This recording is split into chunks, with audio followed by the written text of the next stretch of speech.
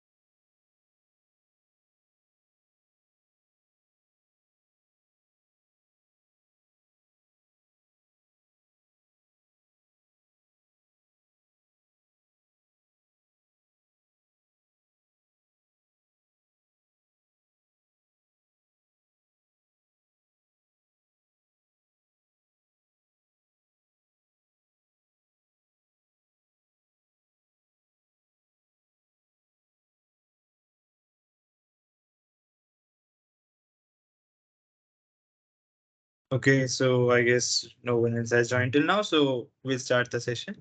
So just to reintroduce myself, so hello guys, I'm Lakshya Saki, the discrete maths TA for the Tuesday sessions. So this is our 12th session. So like as the course was of 12 weeks only, so this will be our final problem solving session. So in this session will be the last one in which we'll be solving problems. But after this, like I think you have got the message also that there will be another session today. Like this session is from 6 to 8 p.m.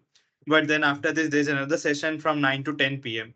in which mostly I'll summarize the whole course and like I'll try to point out the important topics from like each week. So you guys can focus a bit more on it, or you guys can basically uh, try to follow like what the course was all in all about. So you can see the progress in the course. So so apart from that, we can discuss that in the 9 to 10 p.m. session also. So for now, for this session, the plan for today is like, since we have already discussed like problems for all the 12 weeks and you guys have already submitted like assignments for all the 12 weeks.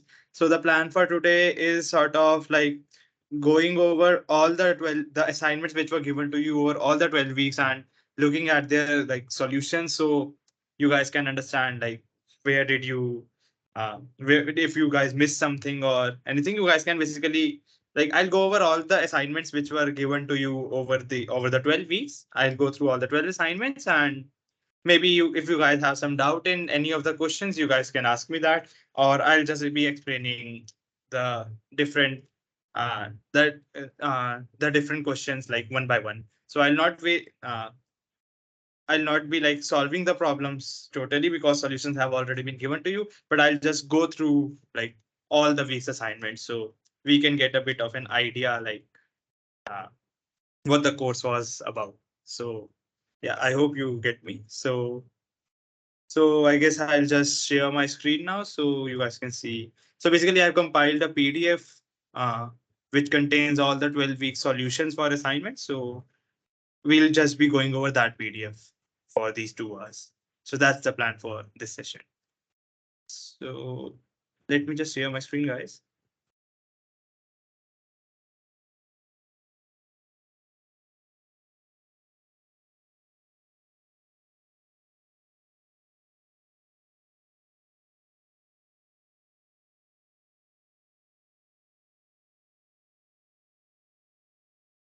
Okay.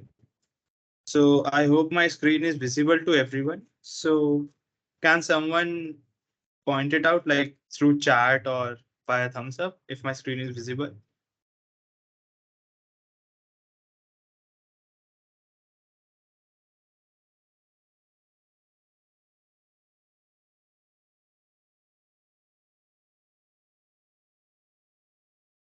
Okay, it's visible. Thanks, Deepti.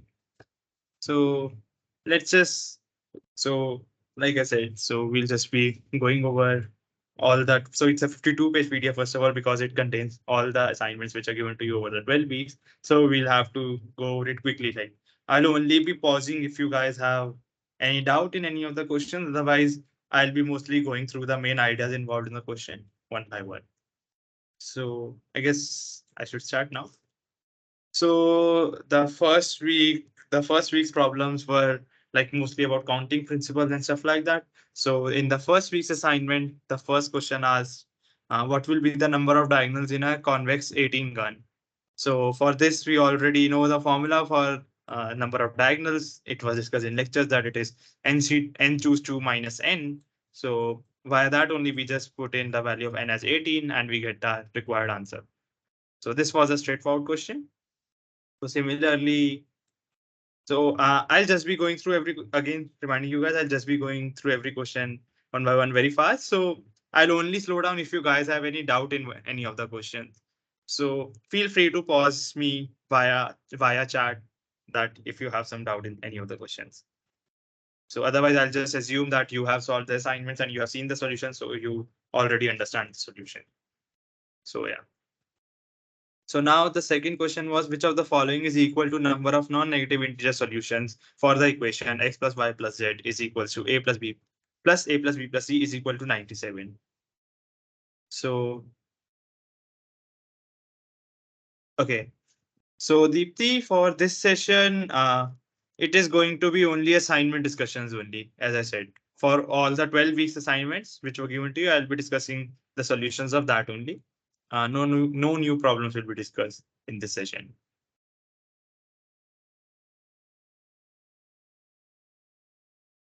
So I guess I should. Uh, Deepti, I don't, for today, I don't think we have any new problem discussion session. The reason for this is that over the course, like I have already discussed problems related to all the 12 weeks, right? In the previous sessions, I've already discussed like I've already shared like 11 problem sheets which contain problems related to all the 12 weeks. So in my opinion, like sufficient problems have been covered for every week. So now we'll be discussing doubts only or for in your assignments. So yeah, that's the plan. Okay. So yeah, so let's come. So the second question was basically we had to find the number of non-negative integer solutions to this equation x plus y plus z plus a plus b plus c is 97.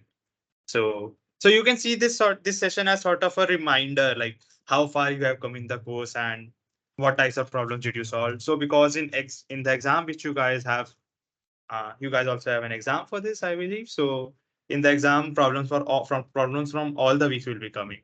So this sort of serves as a nice reminder of 2 hours or a nice summary of 2 hours, as to say, on problem solving. So yeah. So, so for this question, we just had to find number of non-negative integer solutions, and for this, our general formula had been given to us in the lectures, which was like n plus r minus one, choose r minus one, which can also be seen as like putting 5 sticks in 102 slots because there are 6 variables. So we'll need to separate it using 5 sticks and 100. There were like 102 slots because 97 blocks were numbers and 5 for sticks. So yeah, so by this formula, you can just put in the value of n as like 97 and r as 6, and you get the answer easily for this. So similarly, now let's come to the third question then. So third question says, find the number of ways in which you can arrange the letters of the word discrete such that no two vowels come together. So for this question, again, it's a permutation based question. So what we have to do is there are, for the word discrete, there are like 5 consonants in the given word. Like basically the vowels in this are like I, E, and E. One I and two E's. So basically there are 5 consonants and then 3 vowels, 2 E's and one I. So we can arrange the 5 consonants in 5 factorial ways. And now what happens is what we need to ensure is that no two vowels are together. So in any of the permutation of these consonants, there will be like 6 gaps because there are 5 consonants. So there will be 6 gaps introduced and where vowels can be placed. And now we need to place, since every vowel needs to be in different gap as no vowel can be together. So we just need to uh, we just need to put one vowel, exactly one vowel in 3 of these holes, right? So this can be done in sort of like in 6 choose 3 ways. We'll be selecting 3 holes in which we'll be putting the vowels. And now since there are 2 vowels which are repeated, 2 E's and 2 E's, so we'll be multiplying this by 3 factorial times 2 factorial. So the total answer will then become like 5 factorial times 6 choose 3 times 3 factorial by 2 factorial. So I hope you remember this problem, or if not, you guys understand. If you guys don't understand, like feel free to stop me at any time. So yeah. But then the next question is, in how many 4-digit numbers do all and only the 3 digits 2, 7, and 9 appear? So how many 4-digit numbers are there in which only the digits 2, 7, and 9 appear? So this will be like, this is like, basically in this question, what we need to ensure is that all the digits like 2, 7, as well as 9, all of these should appear in the number. Like a number which is like 2222 will be incorrect. So if one thinks of the accounting for this question in such a manner that for every digit there are 3 choices of 2, 7, 9, so the answer will just be like 3 to the power 4. That will be incorrect because for this 2, 7, and 9, we need to ensure, because this will also have the case where all the digits are twos, which we don't want. We want like 2, 7, 9, all of these digits to appear, right? So we'll need a more refined counting argument for this. So what we need is first of all, there will, as it is a 4-digit number and we need 3 digits. So what can be done is, and we only have 3 digits, so one of the digits will appear twice, right? So one digit will appear, one of the numbers will appear twice, and two will appear once. So we can choose the digit which number which appears twice in three ways basically, because there are 3 numbers and out of which we want to choose one which appears twice. So there are 3 choose 1 ways, and now we now have the 4 digits because suppose we select 2, then 2 appears twice, and 1 7 and 1 9. So there are now 4 numbers, and now we have to arrange these. So these can be arranged in 4 factorial by 2 factorial ways. And why is that? Because that four, because like there are four digits and two of them are similar and two of them are distinct. So like 4 factorial by 2 factorial. So the answer will be then 3 times 4 factorial by 2 factorial. So I hope you guys understand what I'm saying. So yeah. Similarly, the next question is what will the coefficient of x to the power 6 y to the power 14 in the binomial expansion of this number? So this is a direct binomial based question, like binomial in the binomial expansion, the R term is given by this formula, n choose r minus 1 a to the power n minus r plus 1 b to the power r minus 1. So like putting the values of a and b, you can just compute like what will be the coefficient of x to the power 6 y to the power 14 easily. Like first we'll have to find the term which will contain this number x to the power 6 y to the power 14. That can be found out easily, and then you just need to plug in the formula. So I'm not going to the details for this. So yeah, I'll be skipping some questions, like some questions also, because as you can see, there are 52 pages and we only have 2 hours of time. So yeah, this session is going to go a bit faster because I am assuming that you have already solved these assignments and seen these solutions, because these have been given to you as well. So yeah. So then another question was, which of the following are properties of Pascal's triangle? So I'm again skipping this question because this is sort of question which is discussed in lectures. Then the next question is, in how many ways can you go from 0, 0 to 7, 7 on a square grid without trespassing the diagonals and only moving right or up? So this is a question which is based on, if you remember, Catalan numbers. So in Catalan numbers, like we want to go from in an n cross n square grid without trespassing the diagonal, right? So it's asking this only.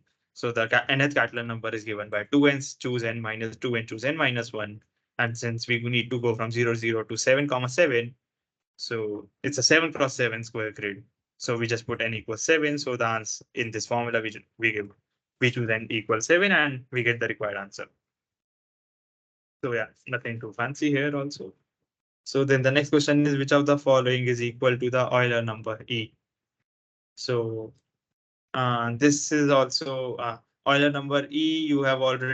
This has already been taught in the lectures, that it is equals to this term, which is like 1 upon k factorial summation from k to is equal to 0 to infinity. And it is also the limit of 1 plus 1 by n raised to the power n. This limit can be solved using the binomial expansion. Like you expand this and then put limit n tends to infinity, and you'll get this term only.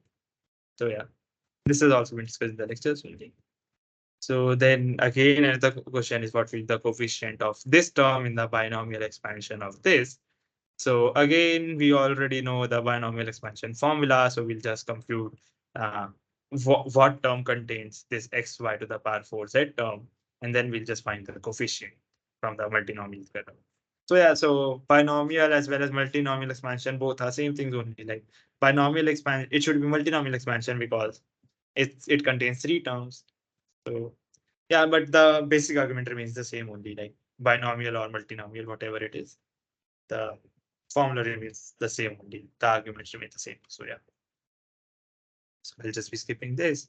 So then the next question is, there are 3 students from class A, 7 from class B who are taking part in a hackathon in which 2 teams each compete against each other. Find the number of ways we can form teams where each class A student is paired with a class B student and the remaining B students are paired with themselves. Okay, so there are 3 students in class A and 7 in class B. Now we need to pair students of A and B. So there will be like 3 students of A will be matched with 3 students of B, and then the remaining 4 students of B should be matched amongst themselves only. So there will be like, since there are 10 students, there will be 5 students, 5 teams formed. So 3 teams will contain exactly like one from class A and one from class B, and 2 teams will contain both students from class B, right? So again, this is a basic counting question. So here how they solve it is that number of ways to choose 3 class B students who will be paired with class A students. So we, out of these 7 students of class B, we need to choose the students who will be paired with the students of class A, right? So it will be just 7 choose 3 ways. And now these 3 students from class B can be paired with students of class A in 3 factorial ways, because there are 3 students of class A, right? So they can be ordered in any way. So there will be 3 factorial ways. And now remaining 4 students of class B can form 2 pairs in like 4 choose 2 by 2 ways. And yeah, so that's the, so basically that's the answer. And why why do they write this as 4 choose 2 by 2? Because we choose basically in 4, what does 4 choose 2 mean? From remaining 4 students, we just choose 2 students. And yeah, so because 4 choose 2 gives the numbers we can make from 4 students, but for each pair we'll have a complement. And so we'll have each pair counted twice. So we'll divide it by 2. So you can just go over this argument again, but the basic argument is first we select 3 students of B, then pair them up with A. So it will be 7 choose 3 into 3 factorial, and then pair up the remaining of B, which will be 4 choose 2 by 2 ways. So the final answer comes up like this. So yeah. So this was the first question. And now like this ends the first week, which we had discussed, which the assignment of which you were given. So now let's come to the second week's assignment, which was given to you. So in second week, it was, I think, on based on sets. So first question is asking, let a set A is 1, 5, 7, 6. What is the number of non-empty subsets of A? So we know directly by power set formula that there are like 2 to the power n subsets of A, and one of which is like the empty subset, which is 5. So the answer will be for, and we need to report the number of non-empty subsets. So it will be like 2 to the power n minus 1. Why are we subtracting 1? Because 5 can't be counted here. So answer will be like 2 to the power 4 minus 1, which will be 15. So yeah. So second question is again a question based on sets where we had to find whether statement 1 is true or statement 2 is true or something like that. So I'll just be skipping this question because I feel this is a very conceptual based question and you can easily understand it by yourself. So let's come to the third question then. So third question says, for 50% of the students in a class like to play chess and 40% like to play carom.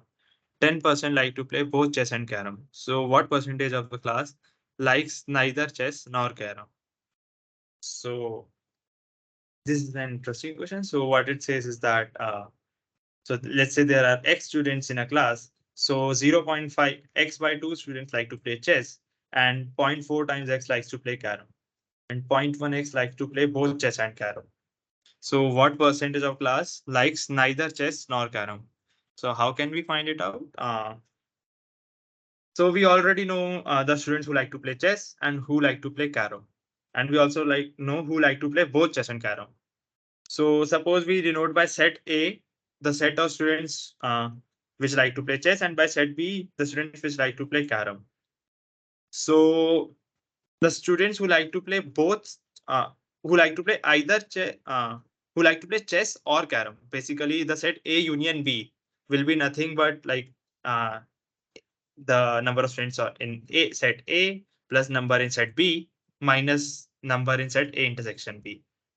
The number of students who like chess or carom would be nothing but 0.5x plus 0.4x minus 0.1x, which will come out to like 0.8 times x. I hope you understand what I'm saying. I'm just doing all of this orally. So the students who like to play chess or carom will be something like 0.8x. So the students who like neither chess nor carom will just be negation of this because we have just found out the number of students who like chess or carom. So the students who neither like chess nor carom would be just negation of this. So total students were x and 0.8 times x students like chess or carom.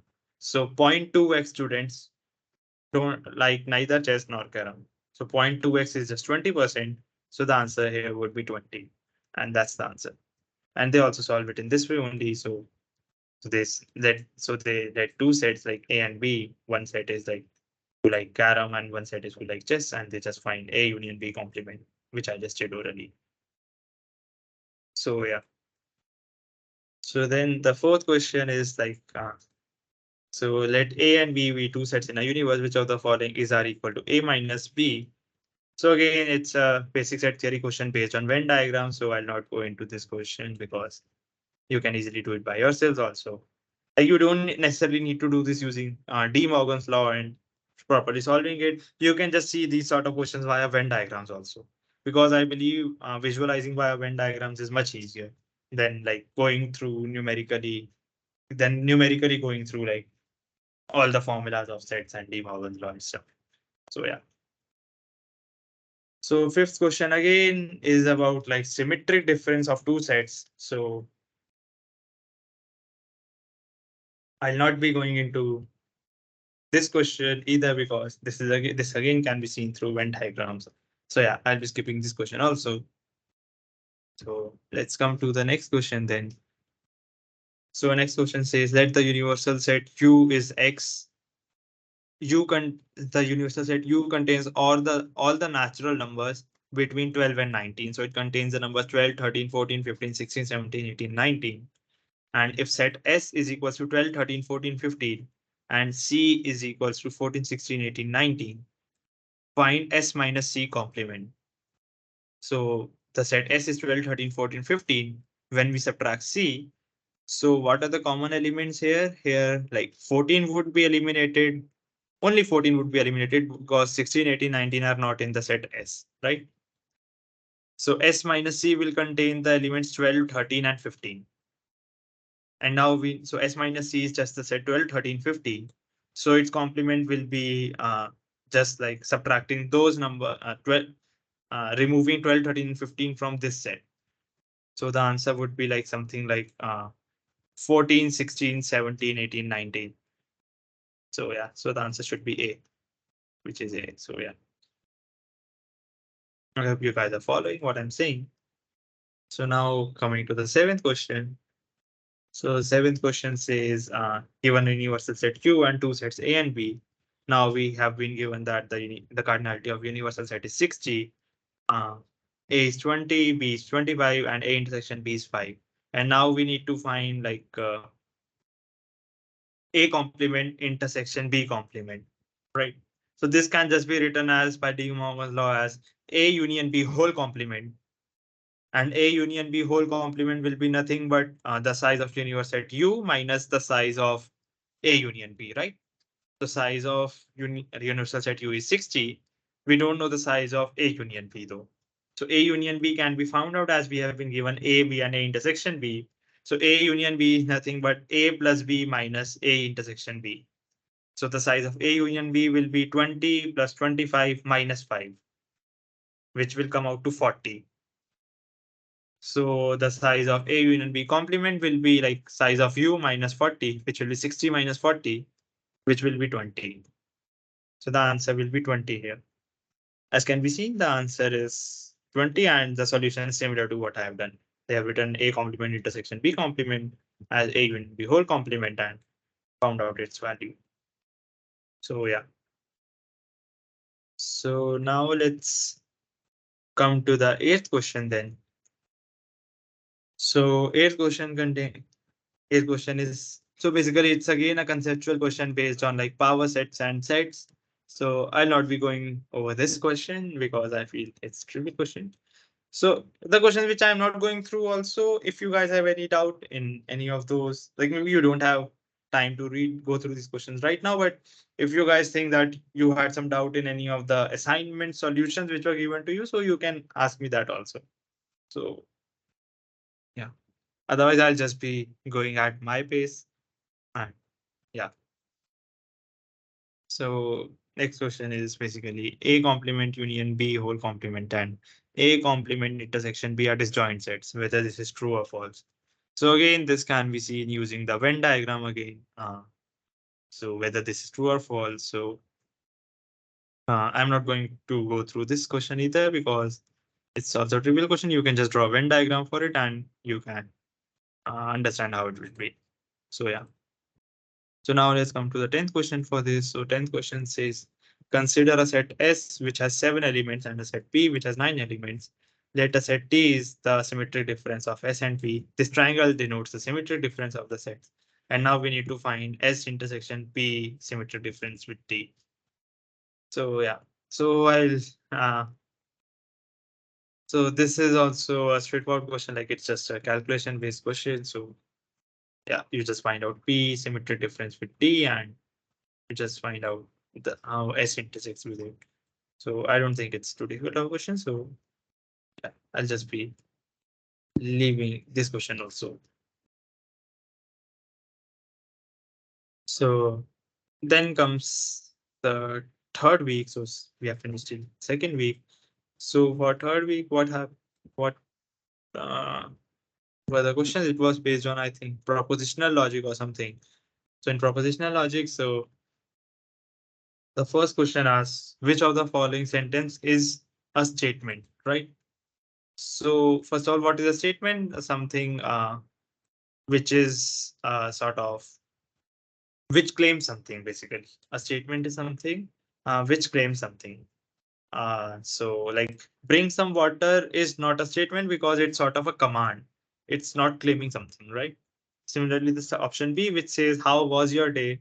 It's a question and it's not claiming a fact or anything, right? Whereas the uh, option C, Mount Everest is the tallest mountain on earth. It is claiming this fact, right? That Mount Everest is the tallest mountain. So option C is a statement. And option D, that's a terrific performance, is more of an exclamation because you can see the explanation, the exclamatory marks here. So it's more of an exclamation rather than a statement. So suppose instead of this, it was written that mm, the performance was termed as terrific by the judges. Suppose instead of this form where it's written, that's a terrific performance. Instead of this, the statement it was written that the performance was judged as terrific by the judges. So that would be a statement because it would claim something, right? It would claim that the performance was terrific according to the judges. But here, by reading this, you can just see that someone is just saying this out of excitement because there are exclamation marks here. So it's not a statement, it's an exclamatory sentence. So only option C is a statement here.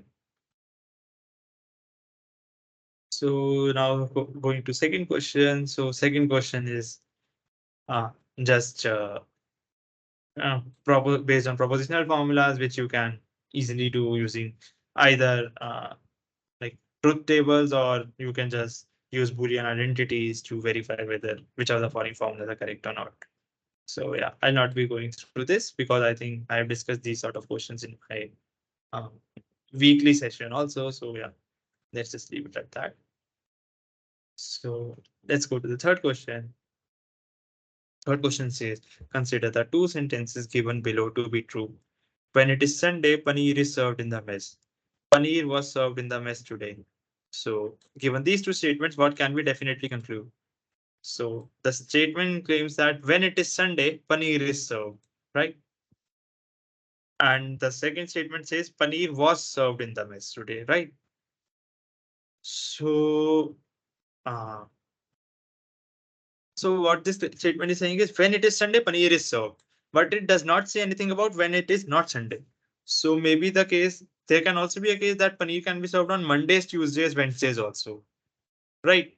It just claims that when it is Sunday, paneer is served. For other days, this statement does not say anything. So paneer can also be served on Monday also. So here the question is saying that paneer was, and the second statement is saying basically paneer was served in the mess today. So paneer was served in the mess today.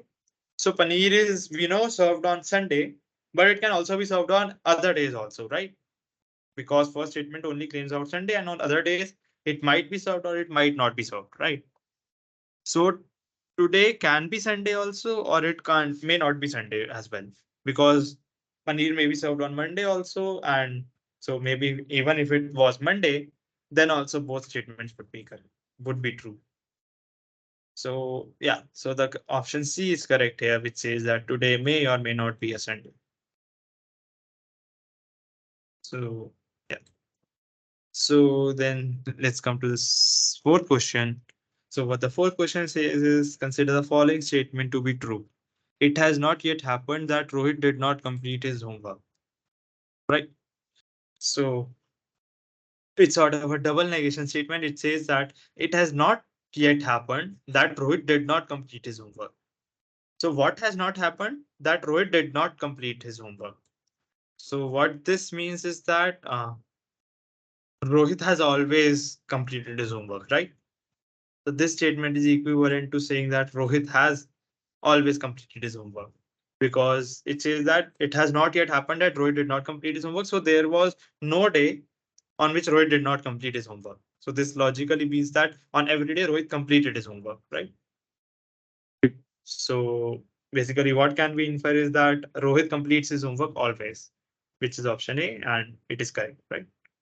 And this is because it is a double negation statement. So double negation implies it's a positive statement. So yeah. So yeah, it's the option A is correct here. So now the fifth question is saying like consider the following statements to be true. So these three statements are given to us as true. So instead of viewing it as Boolean formulas, I like to think of this in terms of real world. So these are suppose PQR and PQ and R are three statements. So what has been given to us is if P is true, then Q is true. Because implication operator implies says this only that if P was true, then Q was true. And also if R was true, then Q was true. So these two statements have been given to us. And we have also been given that P or R is true. Like this is the or operator. So I P is true or R is true. This has also been given to us. So what can we conclude is that one of at least one of P or R is true, right? And if P or R is true, if P is true, then also Q is true. If R is true, then also Q is true.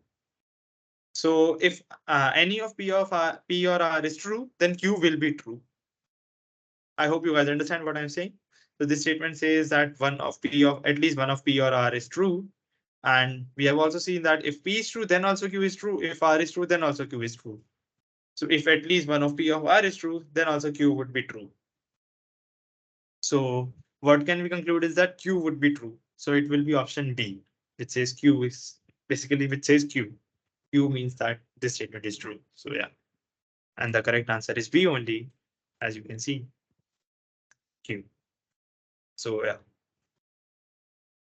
Okay, so sixth question is also along the similar lines. I'll not go into sixth question because fifth question I've already discussed.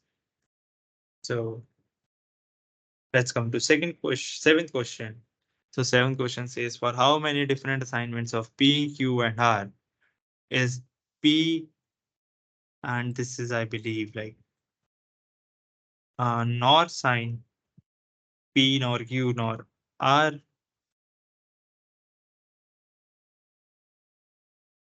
Okay, it's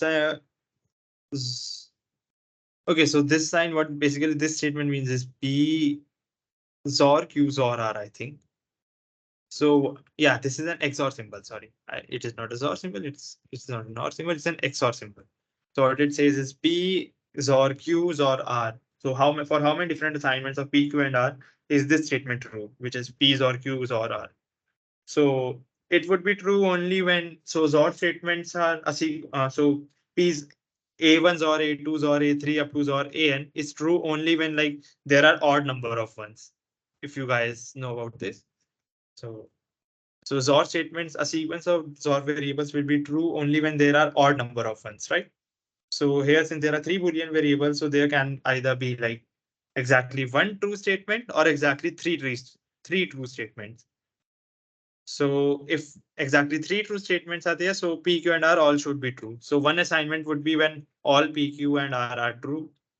And suppose if exactly one statement was true, then one assignment can be P true, Q R false. Another assignment can be P false, R false, and Q true. And here third will be R true and PQ false. So there will be like three assignments corresponding to exactly one of the statements being true and exactly one assignment corresponding to all the three statements being true. So the answer will be then 4. So I hope you guys understand what I said. So the answer is yeah, exactly 4. Yes. So so moving on to eighth question. So I guess the questions like 8th, 9th, 10th and everything are also based on propositional logic only. Maybe I'll skip these so that we can work on other week's problems also. So yeah, I'll just go to like week 4 problems now. So I think week 4 was more related to relations and stuff, and week 5 was based on functions, if I remember correctly. So yeah, so coming to week 4. So in the week 4, the first question says that so in the diagram at the end of the question, toothpicks have fallen. If the relation R on the set of elements A or B is 1, if at an intersection toothpick A is over toothpick B, 0 if at an intersection toothpick A is under toothpick B, and 0 also if there is no intersection. So a relation A or B is 1 only if toothpick A is over toothpick B, right? So a relation A or B will be 1 only if toothpick A is over toothpick B. So here, suppose in the given example, like toothpick A, you can see is over toothpick C. So A or C would be 1 and all the other relations would be 0. Right? So now the question asks here, we have been given some toothpicks, and now we want to find the matrix row order for matrix notation for this relation. And we assume the row order to be in form of A, B, C, D. So first of all, like all the diagonal entries, first of all, should be 0 because a toothpick A, suppose let's just say a toothpick A. So toothpick A can never be over toothpick A, right? Because yeah, because we are only given 1 if toothpick A is over toothpick B. And here what we can see is toothpick A is over in the diagram toothpick C, toothpick D. So A is over all other toothpicks, right? So A or B will be 1 for all the columns except the first column, right? So the first row would be this only 0 and triple ones. So which will be like, so from this only we can see like option A is correct because no other has like 1, 0 and then triple ones as first row. But you can similarly see for other rows as well. So similarly for toothpick B, we can see toothpick B is only over toothpick D and under toothpick A and C. So since D is the fourth column, so for second row corresponding to B, only the fourth column would be 1. Similarly for toothpick C, you can see that it is only over toothpick B. So again, a 1 only at the B's position for C, and D is over nothing. So yeah, D contains all the zeros. So that's why A is the correct answer. So then it asks what kind of relation is R in the above question. So you can just see like if it is reflexive or symmetric or transitive. So I hope you guys already know what is reflexive, symmetric or transitive relations.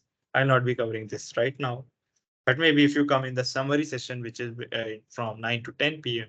today, in that I'll be going through these definitions again. So yeah. So maybe like say question 3 says that there is a set, let's say 2, 3, 4, 5, and set B is 3, 5. This does not look like it, but it's written as 3 and 5. And relation R is a relation from set A to set B, where A, comma B exists only if A and B are relatively prime to each other. So how many elements does this relation have? So basically we need to find elements from A cross B which are relatively prime to each other, right? So 2 and 3 are prime to each other. 2 and 5 are prime to each other. Similarly, 3 and 3 are not prime to each other because they have a common factor of 3. So 3 and 5 are prime.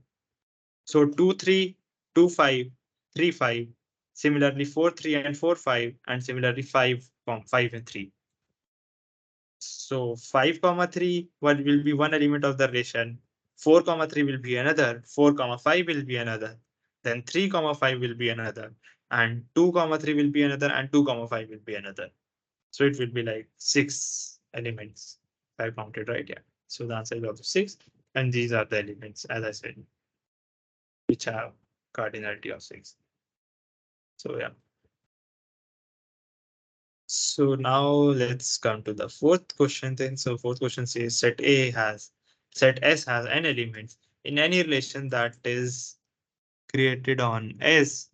Each element is on S cross S. I think there are some misprints in this PDF, but this should be written as S cross S instead. So yeah. So set S has n elements, and in any relation that is created on the S cross S, each element is related to itself except the kth and k plus 1th element. Okay. Which of the following relations are reflexive in nature?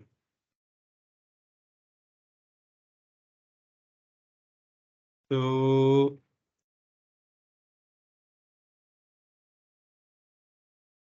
okay, so it's just giving us uh, it's just giving us some options that it just wants us to identify which of the following relations are reflexive in nature. So a relation is reflexive only if like a comma a is a part of the relation for all a.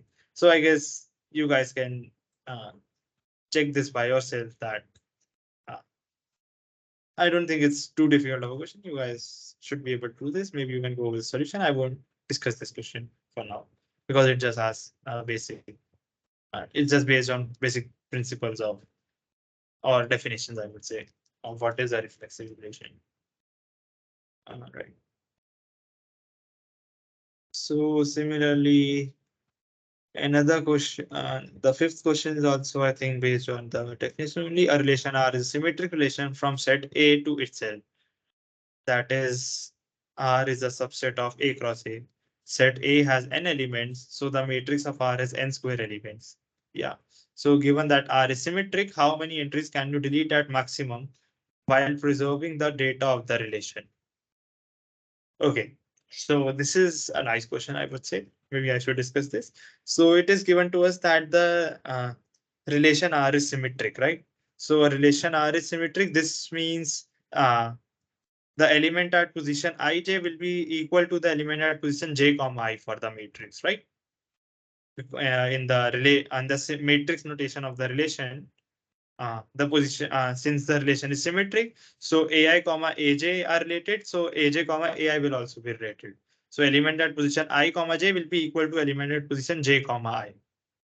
So how many entries can be deleted maximum while preserving the data of the relation?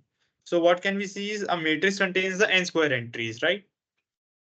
But the entries which are above the diagonal of the matrix will be reflected in the entries below the diagonal of the matrix. If you guys understand what I mean, this is because entry at element I comma j is equal to entry at element j comma I, right? So there are like n diagonal entries. So the remaining entry like n square minus n entries, the entries except the diagonal entries, the n square minus n remaining entries, they will be basically like mirror image. They will like the the entries above the diagonal and the entries below the diagonal will be just mirror images of each other. So what this means is that we can just remove the whole part, like all the entries which are below the diagonal, and still we'll be able to preserve the relation R, right? We need to preserve the data of the relation. What this means is that we need to preserve basically whether whether AJ is related to AI or AJ is not related to AI. So suppose we delete the lower half, the whole lower half of the matrix. So which will be basically the n square minus n by 2 entries. If we remove all of these entries, then what will happen is we will have the diagonal of the matrix as well as the part above the diagonal of the matrix.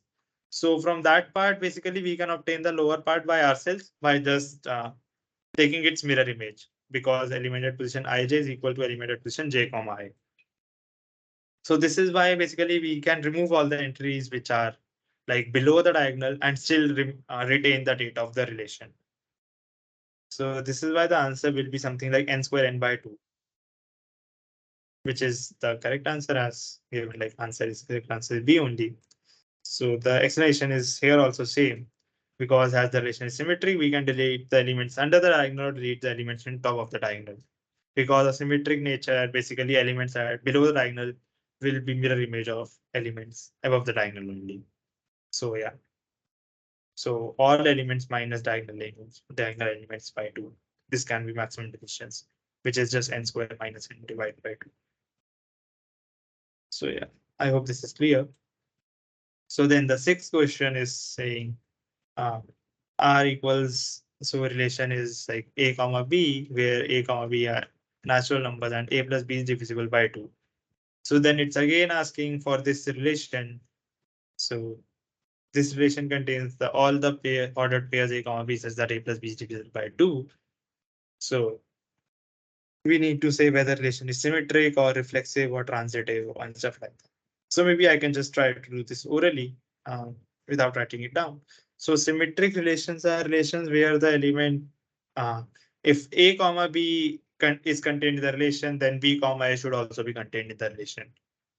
So if A comma B is in the relation, then that means that A plus B is divisible by 2, right? So this also means that B plus A is divisible by 2. So as A plus B is equals to B plus A. So if B plus A is divisible by 2, so the entry B comma A will also be in the relation. So the tuple B comma A. So if A comma B is in the relation, then B comma A will also be in the relation. So at least this relation is symmetric. Now to check whether this relation is reflexive, so you can just see for a relation to be reflexive, A comma A should be in the relation for all A, right? So here A comma A, if we choose like B is equals to A only, then we'll get like A plus A, which will be equals to 2A, which will always be divisible by 2, right? Because 2 times a natural number will always be divisible by 2. Like because 2 times a natural number will be an even number, so even numbers will be divisible by 2. So yeah, in fact, this relation is also reflexive because A plus A, like 2A is divisible by 2. So that's why like A comma A for all A is a part of the relation. So similarly, now coming to now whether this relation is transitive or not. For this, we need to ensure that if A comma B is in the relation and B comma C is in the relation, then A comma C should also be in the relation. Only then we can say that the relation is transitive. So if A comma B is in the relation, it means that A plus B is divisible by 2. Similarly, if B plus C is in the relation, that means B plus C is divisible by 2, right? So we have been given that A plus B is divisible by 2 and B plus C is divisible by 2. So their sum will also be divisible by 2, right? The sum of A plus B and B plus C. So A plus 2B plus C will also be divisible by 2. If you guys understand what I'm saying, I'm just doing all of this orally. So A plus B was divisible by 2 and B plus C was divisible by 2. So A plus B plus B plus C will also be divisible by 2. So this will just mean that A plus 2B plus C is divisible by 2. So A plus 2B plus C is divisible by 2. So 2B is an even number. So removing an even number doesn't interfere with that divisibility. So this means that A plus C should also be divisible by 2. Since A plus 2B plus C is divisible by 2, so this means that A plus C should also be divisible by 2. And if A plus C is divisible by 2, then A comma C is also part of the relation. So yeah, so if A comma B is part of relation and B comma C is part of relation, then A comma C is also part of a relation, as we have shown. So similar sort of explanation is given in the solution also that A plus C plus 2B is divisible by 2, but 2B is definitely divisible by 2. So A plus C is also divisible by 2. So the relation is transitive as well. So the correct answer here is A, which says that symmetric, transitive, as well as reflexive. Okay. So seventh question is again asking something about symmetricity and antisymmetricity. So I'll not go over this uh, because maybe you guys can. This is more of a theory-based question. You guys can do this by yourself. So yeah. So let's come to eighth question then. In an antisymmetric relation, if A comma B belongs to S cross H and A comma B exists in R, B comma A must never exist in the relation, given that A equals B. So this is again just a theory-based question, a definition-based question per se. So maybe you guys can go over this also by yourself. So yeah, let's go to the ninth. Let's see the ninth question then. What the ninth question is asking: if a relation R is an equivalence relation on a non-empty set S with partitions P1, P2 up to Pn. So we know that if a relation is an equivalence relation, then it can be partitioned into different classes, right? So it's just saying so if relation R is an equivalence relation and its partitions can be given as like P1, P2 up to Pn, then basically the property, what are the properties of that partitions? The property of that partition that these partitions do not intersect with each other. So pk intersection pk plus 1 should be 5, because this is a this is something which is just a property of equivalence relation, that it can be partitioned into different partitions such that all the partitions do not, none of, no two partitions intersect with each other. So pk intersection pj for any two different k and j will be equal to 5. And the another property of these partitions is that union of all of these partitions is the set S itself, right? It's the total set. So basically what I mean by this is P1 union P2 union P3 union P4 up to Pn should be equal to S. Basically the union gives us the base set S only in equivalence relation. As we see here also, like it's written in the solution also, that if R is an equivalence relation, then there always exists partitions P1, P2 up to Pn, such that P1 union P2 up to Pn is S, and P1 intersection P2 intersection P3 up to Pn is 5. So this is something which I did not derive this question, but it's a property you can assume holds true for the equivalence relations, that there always exist some partitions which have this property. So yeah. So yeah. So the 10th question then says that an equivalence relation R exists on set A, which has 2n elements. So a set A has 2n elements. So there exists an equivalence relation on this set, on the set A cross A. So if the number of disjoint partitions in R is n, so the disjoint partitions, as we already know that it's an equivalence relation, so there will be disjoint partitions which are n. So let's say the partitions are P1, P2 up to Pn only. So what is the size of the largest possible partition? So it's saying the number of disjoint partitions.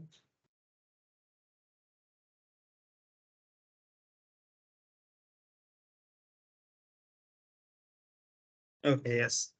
So it's saying the number of disjoint partitions are n, then what? So the set A has 2n elements and the number of disjoint partitions are n. And we know that none of the partitions is empty, right? Otherwise, what's the use of defining that partition? So let's say the partitions are P1, P2 up to Pn. So one property is that the sum of the sizes of these partitions should be equal to 2n, because there are total of 2n elements. So the number of elements in P1, so let's say the number of elements in partition I is ni. So what this means is that n1 plus n2 plus n3 up to nn, or maybe let me just say this orally only. Sorry. So number of elements in partition P1 plus number of elements in P2 plus number of elements in P3 up to number of elements in Pn should be equals to 2n. This is the property of partitions. And we also know that every partition should have size at least 1, right? So if every partition has size at least 1, and we need to find the biggest possible partition, what is the size of the biggest possible partition? So for making one partition as big as possible, we need to make other partitions as small as possible, right? So let's just say Pn is the biggest partition.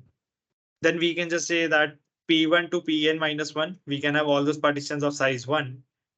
And so so P1 up to P1 up to Pn minus 1 have size 1 each. And now the Pnth partition will have all the remaining elements, right? So P1 to Pn minus 1 will have n minus 1 elements. And since there were total 2n elements, so the remaining elements will now go to Pn. So the remaining elements will be 2n minus of n minus 1, which will be like 2n minus n plus 1, which will be n plus 1. So I'm doing all of this orally, guys. So what I hope you guys are able to follow, because there are solutions being displayed here also. So if you're not able to follow while I'm explaining this, you can just go over this solution as well. So we're just saying the same argument which I'm saying, that uh, to find the biggest possible partition, we need to put at least one element in each partition. And now we put all the leftover elements in the biggest partition. So yeah, so the P1 to Pn minus 1 partitions will have n minus 1 elements. And now the remaining n+1 element will go to the final partition. So the answer here is n+1. So yeah. So we are running a bit uh, behind time. So maybe try to skip some more questions now. So the fifth week was more based on so the fifth week was based on functions. So the first question is just asking which of the following mapping does not represent a function.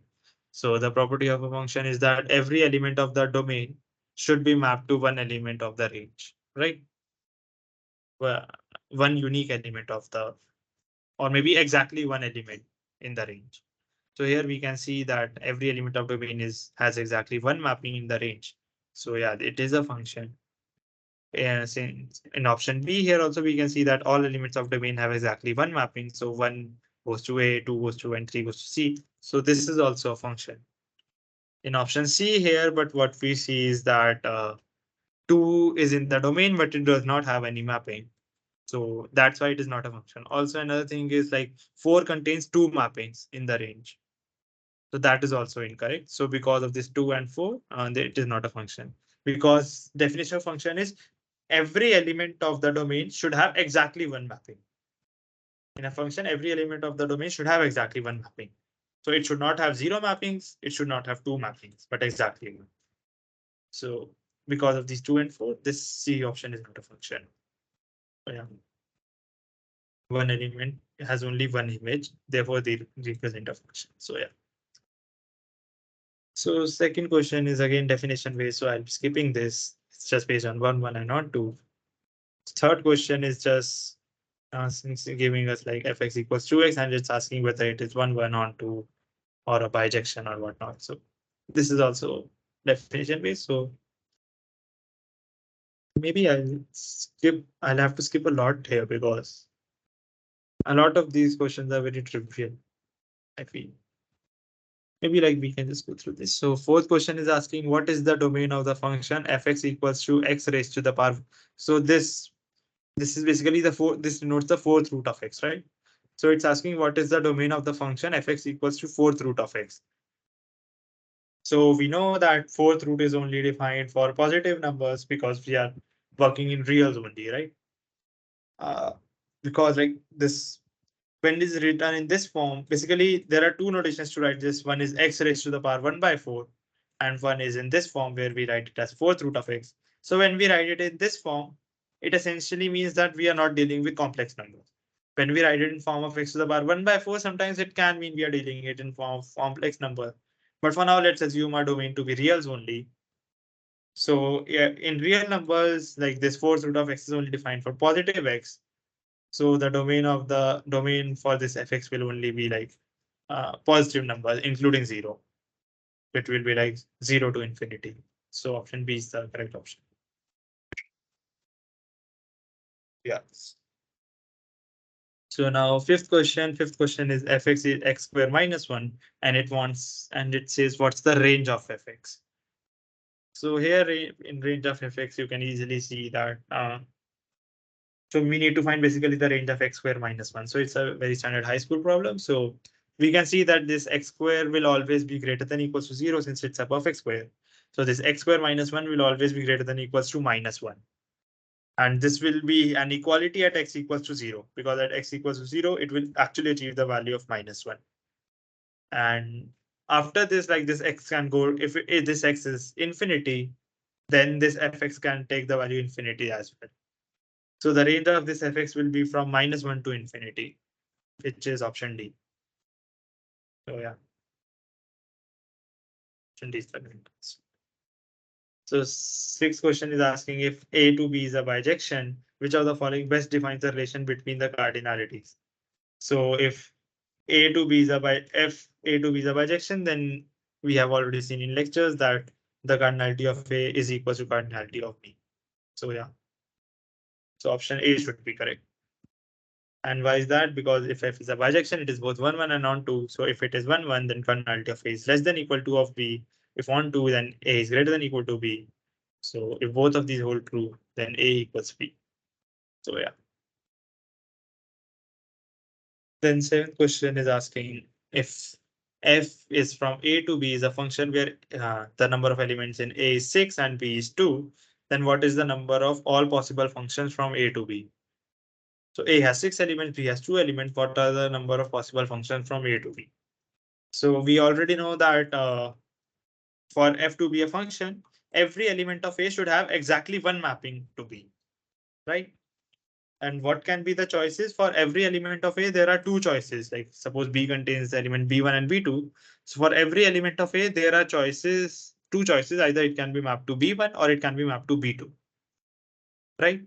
So since there are like 6 elements in A, so the total number of choices would be like 2 for the first element and 2 for second element, similarly 2 for third element and up to 2 for sixth element. So the answer will be 2 times 2 times 2 uh, and so on. So the answer will be basically 2 raised to the power 6 because there are 6 elements in A, and each of those elements will have two choices to be mapped. Like the first, the B1 or B2. The answer will be 2 to the power 6, which is equal to 64 only. So yeah. So they have directly given a formula. The total number of functions is n to the power m. So yeah. So you can just put in the formula as well. So the answer will be 64. So then it's this eighth question is asking if f and g are functions and fx is 2x plus 1, gx is minus 3x, then we need to evaluate g of f of 2, right? So you can just calculate like f of 2, it will be equals to 2 into 2 plus 1, which will be 5. And now we need to calculate like g of f of 2. So we basically need to calculate like since f of 2 is 5, we need to calculate g of 5. So g of 5 will be just minus 15 then because minus gx is minus 3x.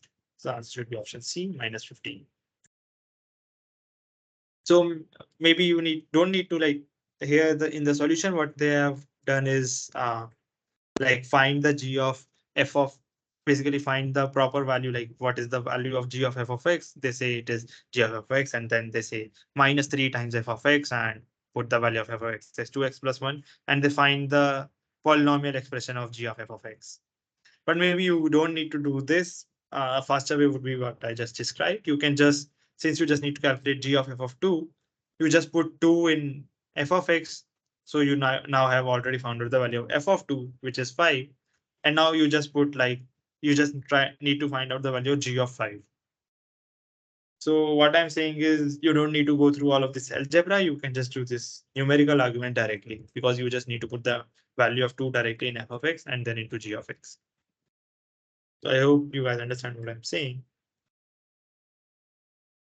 So then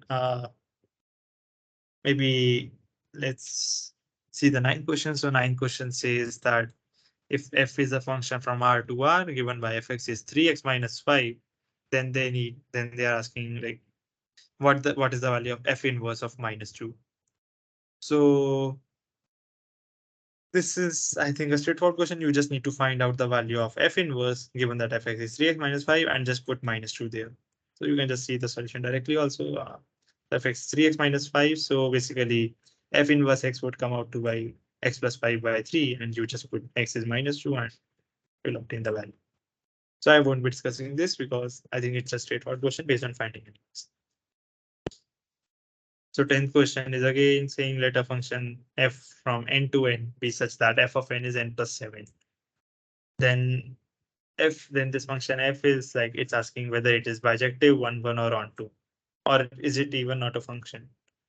So we can see that at least it is a function because every natural number, like every element of the domain is mapped to some natural number, right? Because like when natural numbers start from 1. So 1 is mapped to 8, similarly 2 is mapped to 9 and so on. So at least f is a function. And now to check whether f is 1, 1. So yeah, f will be 1, 1 because you can see like f of 1 is 8, f of 2 is 9, f of 3 is 10. So basically like every of these 8, 9, 10, 11, and so on will have only one pre-image. So yeah, at least f will be 1, 1. But f won't be onto. So for checking for ontoness, you can just see that there will be no n such that f of n is equals to, let's say, 1 or 2. Because like codomain is also n only. So we need to have like for a function to be on two, we need to have range equals codomain, right? So basically there should exist a natural number. So there should exist a natural number n such that f of n is equals to 1, or let's say f of n equals to 2. But if let's say f of n is equals to 1, then n plus 7 equals 1, which will imply n equals minus 6, which is not a natural number. So yeah, so f won't be on 2 because the numbers 1, 2, 3, 4, 5, and 6 won't have any pre-image. So I hope you guys understand what I said. So yeah, so it won't be on 2, it will only be 1, 1. So the answer is B only. And so a similar explanation to what I said is written in the solution also. So yeah. So coming to the sixth question then, to the week 6 then, sorry. So in the 6th week was more about, I think, induction and stuff. So I'll quickly go over this also. I'm not going to prove for this. So what is the maximum now? Induction and pigeonhole principles also, I think. So what is the maximum number of ties Rajesh has if his colleagues saw him repeat a tie over the course of 5 days? Assume that Rajesh tends to postpone wearing the same tie twice by as long as possible. So I think we have discussed similar sort of question before also in one of the sessions. So, so the Rajesh colleague has saw him repeat a tie over the course of 5 days, right? So we already know that Rajesh at least does not have 5 distinct ties, because if Rajesh had 5 distinct ties, then the colleague would not. So over the course of 5 days, Rajesh would have wore five of those different ties. So colleague would not have saw the repetition. So he has at least less than 5 ties. And what if we had only 4 ties? Then let's say the colors of the ties were C1, C2, C3, C4. Then over the 5th day, one of the tie will have to be repeated, right? By pigeonhole principle. If Rajesh has 4 ties, then the colleague will see him repeat a tie. And if Rajesh has 5 ties, then the colleague will not see him repeat the tie. So the maximum number of ties which Rajesh has is 4 only. So the answer is A, which is 4, as written here also. And the solution also says this only. If Rajesh had any more than 4 ties, he would have worn a different tie each day. So that's why Rajesh maximum has 4 ties. So then it's asking, is the following equation true for all positive natural numbers up to n, whether 2 plus 4 plus 6 up to 2n is equals to n plus 1. So you can just see whether this is true using induction or not. And similarly, the third question asks, what is the base case for the statement n factorial is greater than 3 to the power n? So for this, now you'll have to find the minimum value of n for this, which this holds true. So we'll just put n equals 1, 2, 3, and try to find out the minimum n for which this holds true. So here it comes n equals 7 is the case, which is the base case here. According to solution, this comes out to be n equals 7. So yeah, I'm not going through this since it's just a calculation based question. So in an MMA event, n fighters fight with each other at any point in time. Okay, so I think this is a good question which we should discuss. So in an MMA event, n fighters fight with each other. So yeah, so it's sort of a round robin event. Basically, there are n fighters, so each of those will fight with another. So at any given point, at least 2 fighters who have fought equal number of, at any given point in time, there's at least 2 fighters who have fought equal number of games. So is this true or false? So remember, a fighter can fight 0, 1, or more than one game, and 2 fighters do not fight each other more than once. Okay. So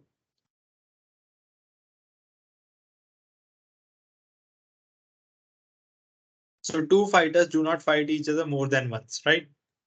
So what this means is that the number of possible matches will be just n choose 2 only, because at one time only 2 fighters are fighting with each other, and uh, so I'll just go through this again orally only. I don't think I should write this down. So there will be like 2 fighters do not fight each other more than once. So there will be a maximum of n choose 2 games, right? Because we select any other 2 fighters and make them fight. So the maximum possible number of games will be n choose 2 only. And now a fighter can fight 0, 1, or more than one game, right? So there are n fighters. We are given that the total number of games is n choose 2 only. And we are also given that so a fighter can fight 0, 1, or more than one game. And the total number of games can be maximum of n choose 2. And now we need to say whether we need to find out whether this statement, like which says that there is these two fighters who have fought equal number of games. So is this statement true or is this statement false? So let's just say by contradiction, let's just say what happens if this statement is false. Like if so basically what if this statement is false, then what that means is and there do not exist two fighters who have fought equal number of games. So this will mean that every fighter has fought different number of games, right? And since there are n fighters, so one fighter can only fight with n minus one other fighters maximum. So one fighter can fight a maximum of can have a maximum of n minus one games, right? And since there are n minus one fighters, so what I'm trying to say is what we can make a case is that if this statement was false, like two fighters who have do not exist two fighters who have fought equal number of games, that is every fighter has fought equal number of games. So one fighter must have fought 0 games. Second fighter must have fought another fighter must have fought exactly one game. Third fighter must have fought exactly 2 games. And similarly, nth fighter must have fought exactly n minus one games. Uh, I hope this is clear to you guys. Like, why would this be the case? Maybe I should write this down. This is a good question in my opinion. So yeah. Again. So in an MMA event, 8 fighters fight with each other at any point in time. There is at least 2 fighters who have fought equal number of games. So true or false? Remember, a fighter can fight 0, 1, or 2 games. So let's just do this. Okay. Let's quickly go over this. So the answer would be this statement would be true. And why is that? We can do this using contradiction, or let's say here they use the pigeonhole principle, right? But maybe I think I can explain you guys better using contradiction. So suppose the statement was false. Then what this means is that this implies that every fighter fought different number of games, right? And as each fighter can fight 0, 1, 2 up to n minus one games only, since there are like one fighter can fight with n minus one other fighters at maximum. So a fighter can fight either 0 games or 1 game or 2 games up to n minus one games. So like there are these n choices, right? 0, 1, 2, 3 up to n minus one are n choices. And there are also n fighters.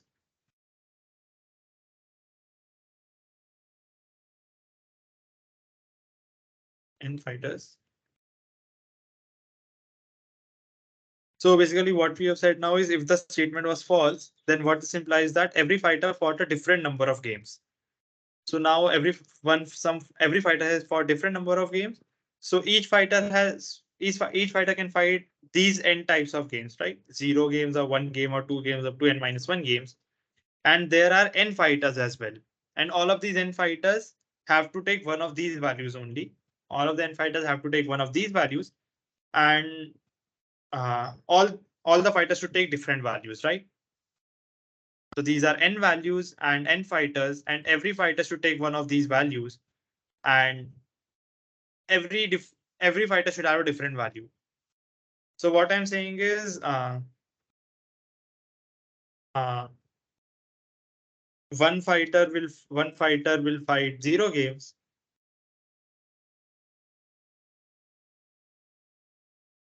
One will fight 1 game. And similarly, so basically, since these are n values and n fighters have to take different values only. So one fighter will have to take the value 0, one will have to take the value 1, one will have to take the value 2, up to like nth fighter will take the value n-1. So basically one fighter will fight 0 games, one fighter will fight 1 game, and similarly one will fight n-1 games. Right? So what this means is, but this is a contradiction I'm claiming. And why is that? Because suppose we see this fighter, which has fought n-1 games. This means this fighter has fought with every other fighter. But there also existed a fighter which fought 0 games, which means that fighter did not fight anyone else. But this statement says that there exists a fighter which has fought with everyone. But it is not possible to fight this fighter because this fighter has fought 0 games only. So there is a contradiction. I hope you guys see why is this a contradiction? Because one fighter is fighting n-1 games, so that fighter will have to fight all of these fighters, but it cannot fight this fighter because this fighter has fought 0 games. But this can't be true as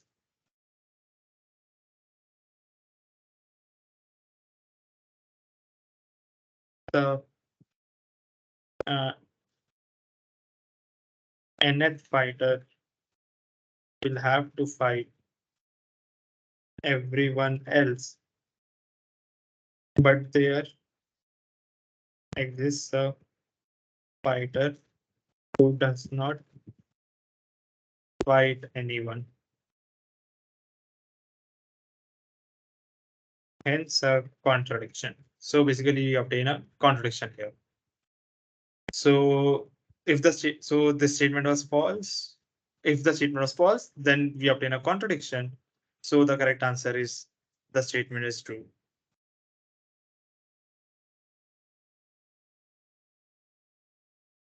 So I hope you guys understand the basic argument that there are n fighters and n different types of games, and if n different number of games, so every fighter should take like one of these each, so that no two fighters have same number. So yeah. So this is why this statement is true. So yeah. So this solution also says that the statement is true. It does the same using Pisanol principle, but I guess the heart of the argument will be same only, as I said. So now the fifth question says use the principle of mathematical induction to find. So maybe I'll just, so remaining questions are also in this based on induction only. Maybe I'll just skip this whole week because I think we should cover problems of other week also. So yeah. If you guys had any doubts which you have in your mind related to this week, then you can ask me. Otherwise, I'm just skipping this. So now let's come to the week 7. So in week 7, what was done was related to like graphs or Havel-Hakimi theorem and stuff like that. So which of the following? So first question is based on Havel-Hakimi theorem only, like which of the following is a graphic degree sequence. So I hope you guys remember what the Havel-Hakimi theorem was. If not, you just can look it up, and from that, basically you just use the theorem directly and you'll be able to solve this question. So I'm not going to discuss this, but the correct answer comes out to be B here as the solution. So this was the trivial question. So one thing which I always remind, which I remind in my problem solving session was also, so in Havel-Hakimi theorem, always remember to like sort the sequence at every step. Like after removing the ones, you need to sort again. Like in Havel-Hakimi theorem, how we do is we remove ones from certain elements, and then we again sort the sequence, and then some remove ones again, and then we sort the sequence again and stuff like that. So always remember to sort the sequence. This is something which a lot of people miss, and then uh, their answers can differ from the actual answer. So did someone have a doubt? Tharuni, maybe you can type your doubt in chat if you have a doubt. Uh, Tharuni Shri, you have your hand raised up, so maybe you can type your doubt in chat if you have any doubt.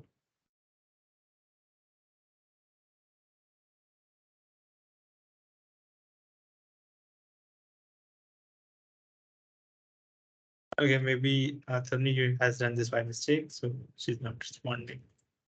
So maybe I'll just go over this week 7 only. If anyone has any doubts, you can type in chat anyways. So just remember in Havel-Hakimi theorem to always sort the sequence first of all before applying everything. Like at every step, you need to sort the sequence. Just remember this, guys. It is very important. So yeah. So let's come to the second question. So second question was again a very basic question based on paths and stuff. So in a graph, if there's a trail from node A to node B, there's always a path from node A to node B.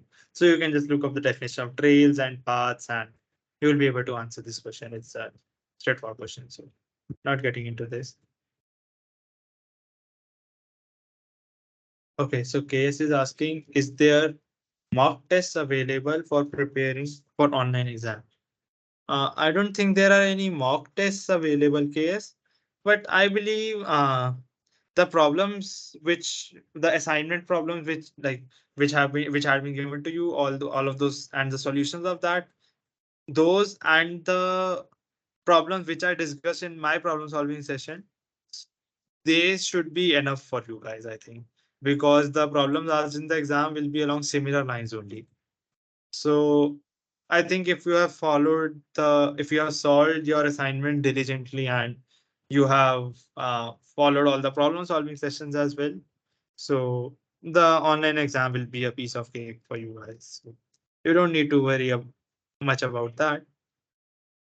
So just try to like, uh, just try that you have understood everything related to, you have understood all the solutions and all the questions like how to solve and various approaches for all the questions which I discussed in my problem solving sessions as well as in the assignments which were given to you over those 12 weeks. So yeah. So other than that, I don't think there are any mock tests available.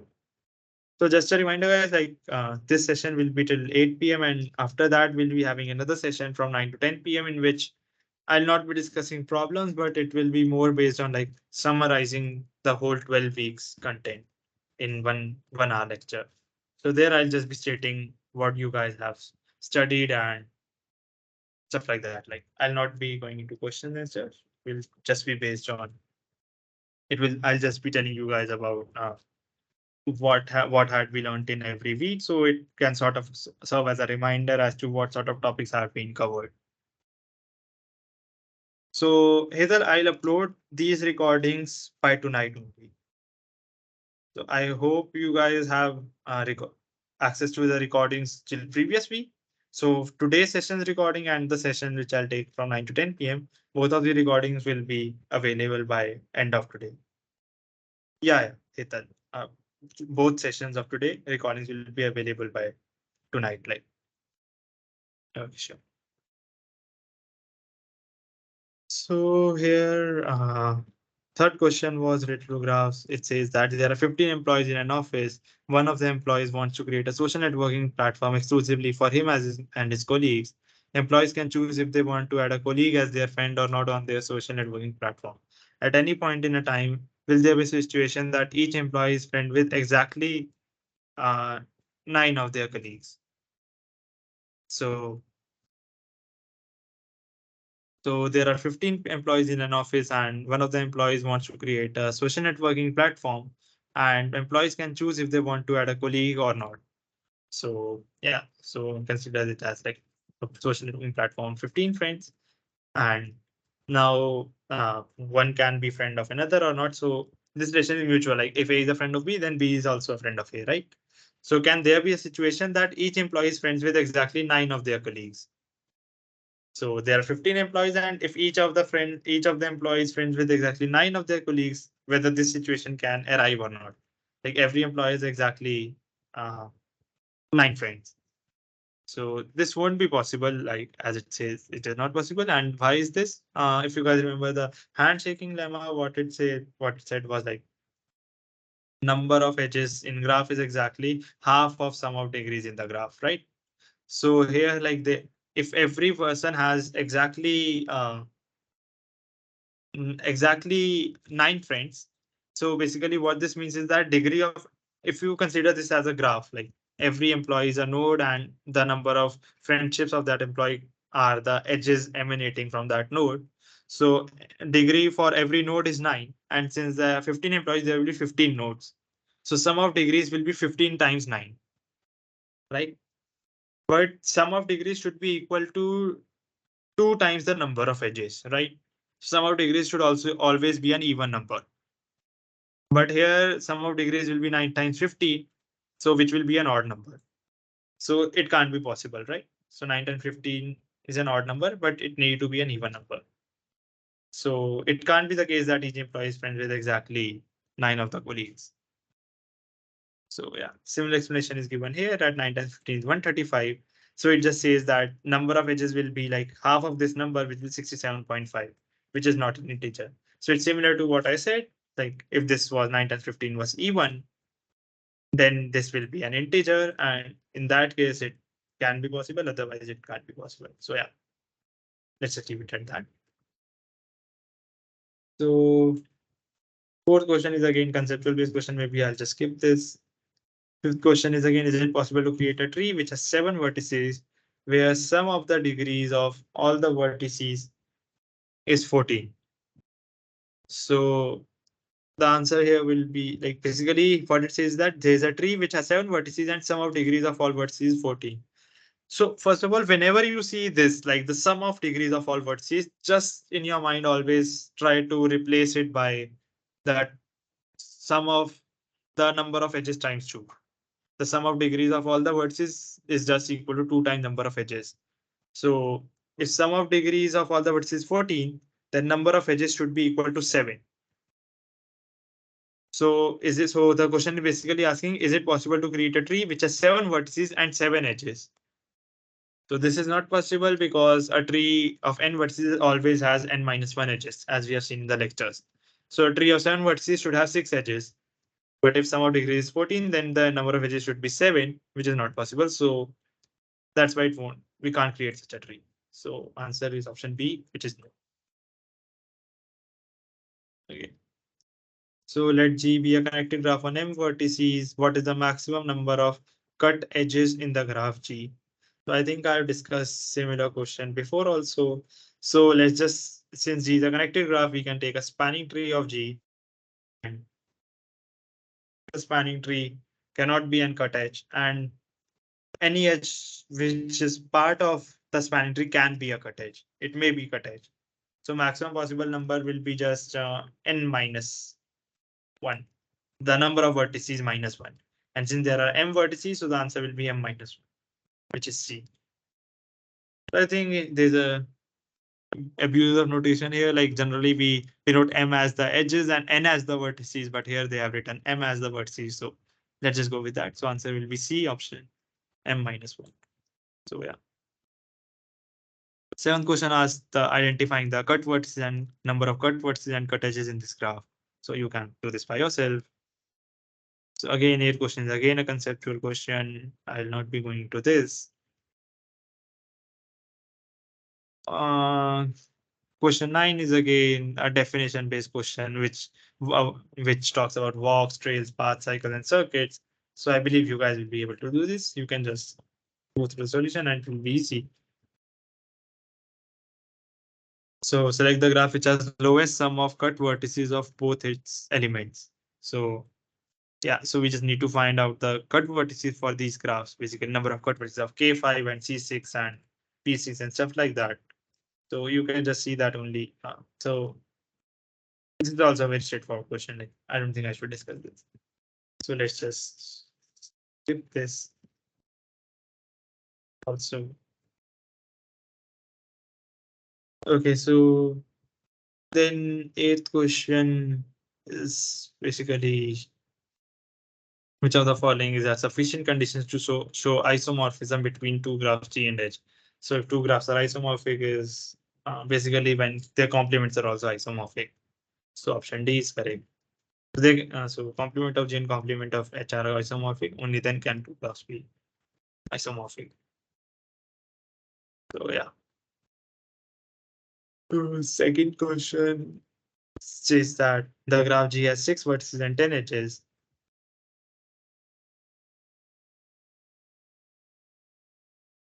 Okay, Ray is asking in the chat, where can we find the recordings of the problem solving sessions? So haven't these recordings been made available to you guys? Maybe I'll just share the link in the chat also if you guys don't have access to it. But in my opinion, you guys should have had access. Just a second, guys.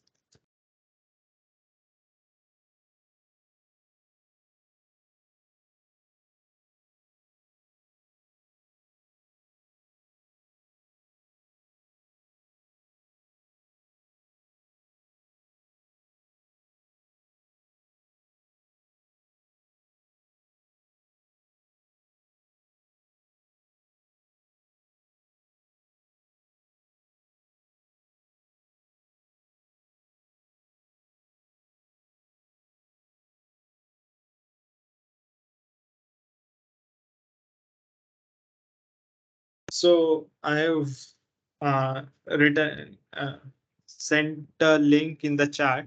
So when you click on this link, basically this link will take you to like this session, which was like the 11th session.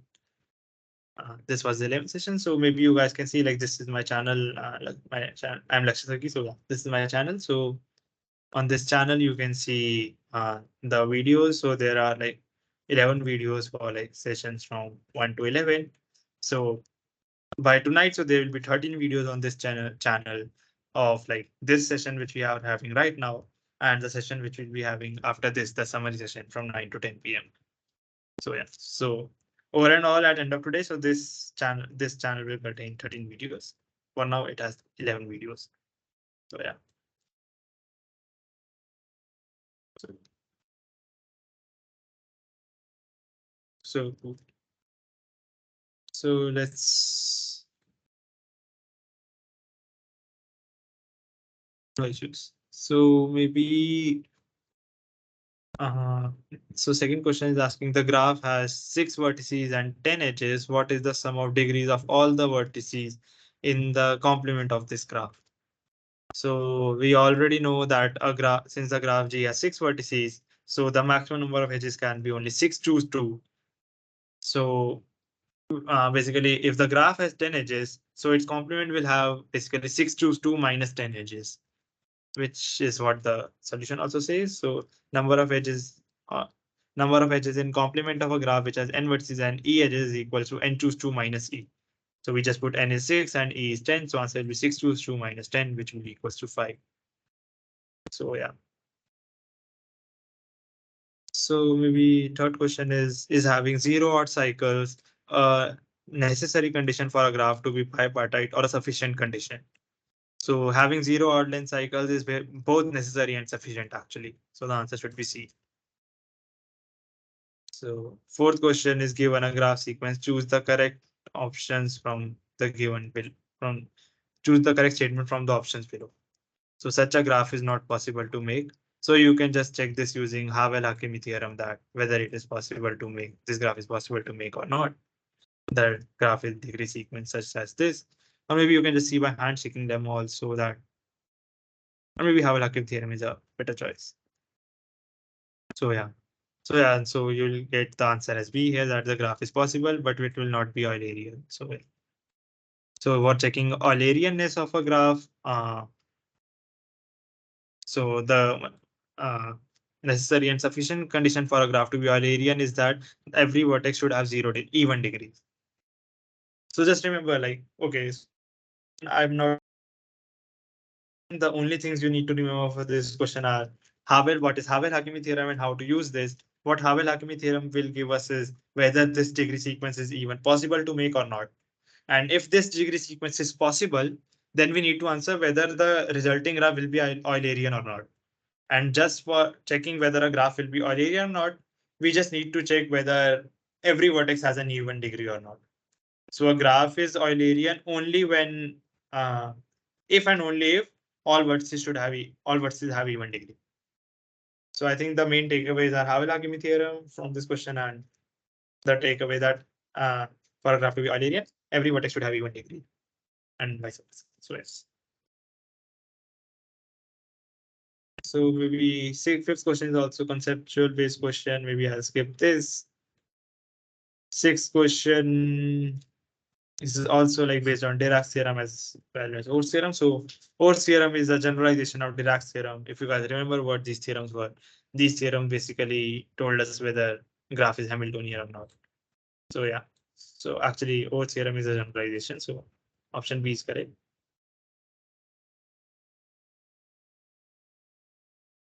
Okay, a complete bipartite graph in which one or all the vertices are connected to. So there's a bipartite graph, and complete bipartite graph is a graph in which all vertices of one side are connected to all the vertices of the other side.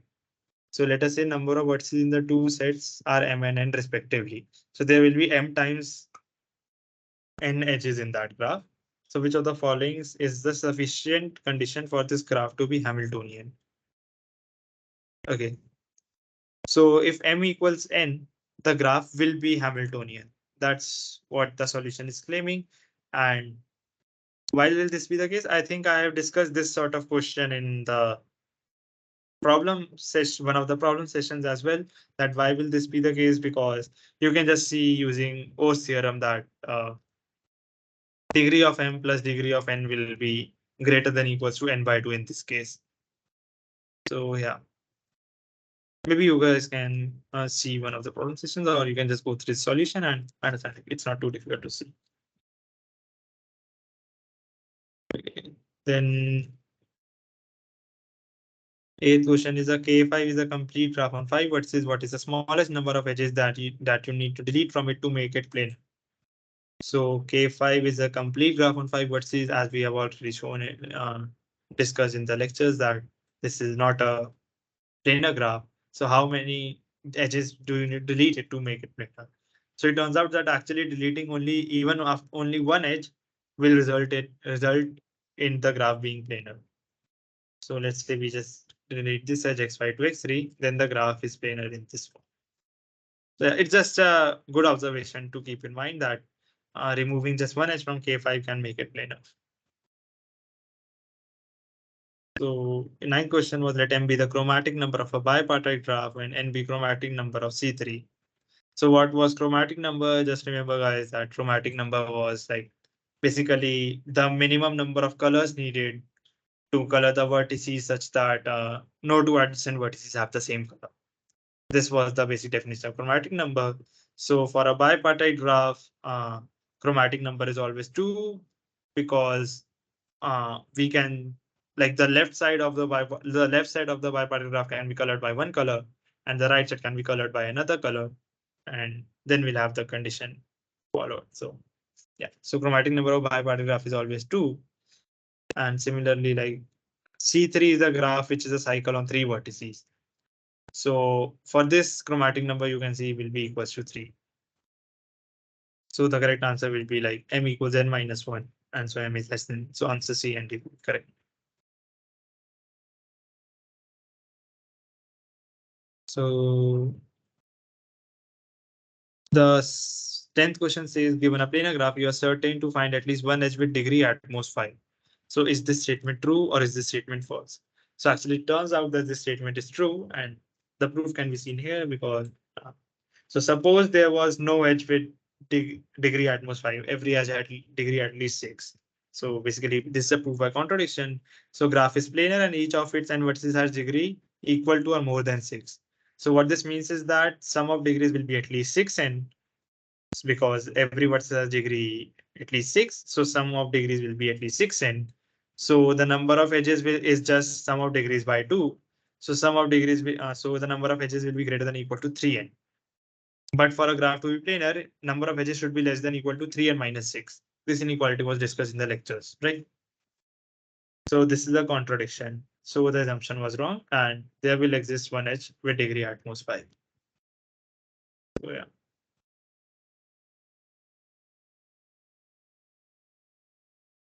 So the week 9 was, I think, based on like multinomial theorem and stuff and generating functions. So I think maybe these are sort of more like week 10, week 11, and week 12 are more recent sessions. So I believe you guys will have these in mind by yourselves. Like what I'm saying is the main motive of today's session was just to remind you guys about everything which we have covered in the problem solving session so far. And I tried to do this by revising all the assignments from previous weeks. So what I'm saying is maybe we should keep today's discussion till week 8 only, or maybe we can discuss some problems from the from the week 9 to 12 also. But like main motive for today was to revise the weeks which have been long gone by. Like week 8 was I think 1 month ago, so you guys might not have proper memory of what all was discussed till week 8. So I was basically trying in this session to remind you guys, or maybe revise you guys about the main concepts which were covered up to like in the previous weeks. So these are like more recent weeks, like week 9, week 10, week 11. So this, I think you guys already will have you guys will already be having these in your mind, right?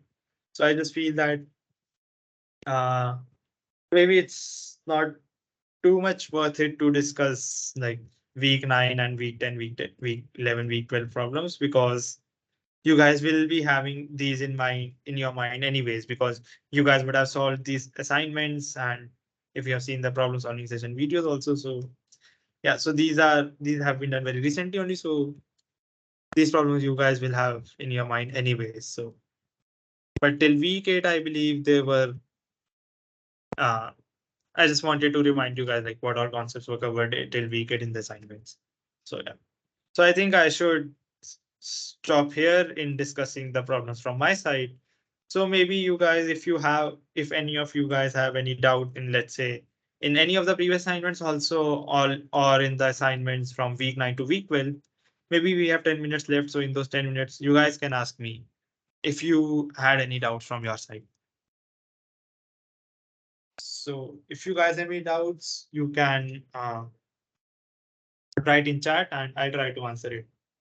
So the doubt can be conceptual as well as any doubt from the assignments or the assignment solutions which were given to you, or even any of the previous problem solving sessions.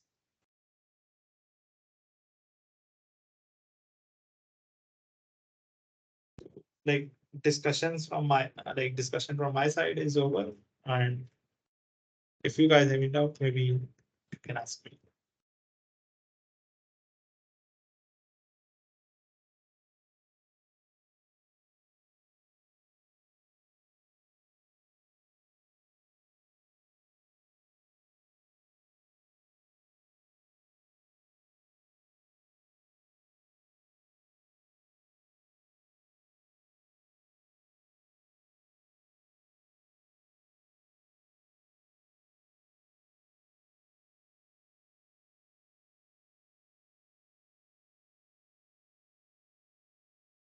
Okay. So Hetal is asking a question. Maybe I just put this question in docs. Set. So Hetal is asking a question. For word anaconda, how many unique words can be formed of length 5? Right. So Hetal is basically asking this question, like for this word anaconda, how many unique words can be formed which are of length 5? Right. So Hetal, generally this question is more based on multinomial theorem, I would say, or like let's say generating functions, because what can we see is that from we need to form words from anaconda, right? We need to form from anaconda. So first we just count how many A's are there in anaconda. So there are like 3 A's, and then there are 2 N's, and so there are 2 N's, and then there is a C.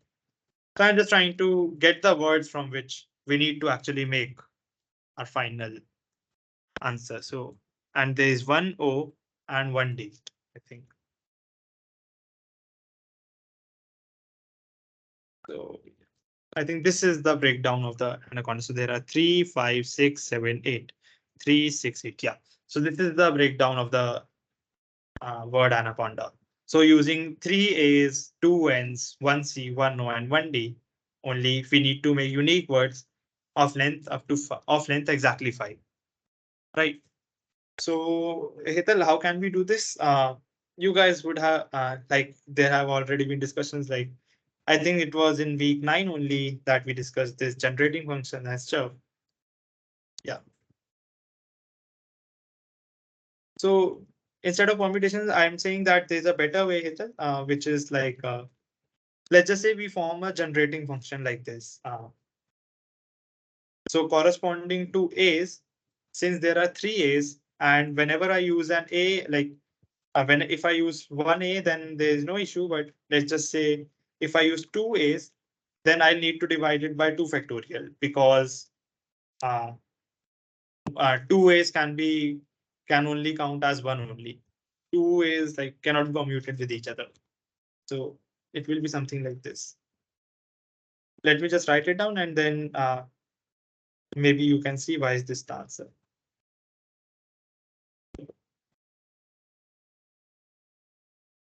5 factorial times.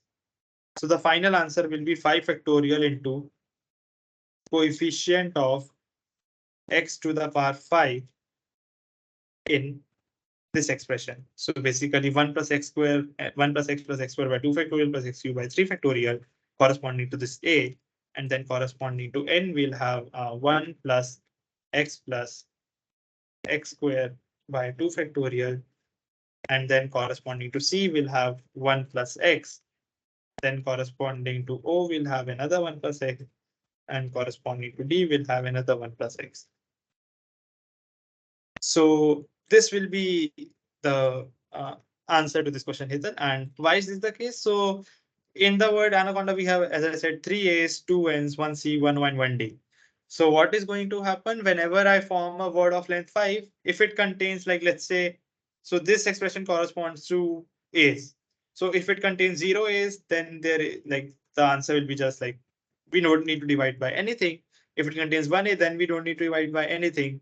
But if it contains 2 A's, then we'll need to divide it by 2 factorial because like if 2 A's are there, then like the number of A's will be like 5 factorials divided by 2 factorials.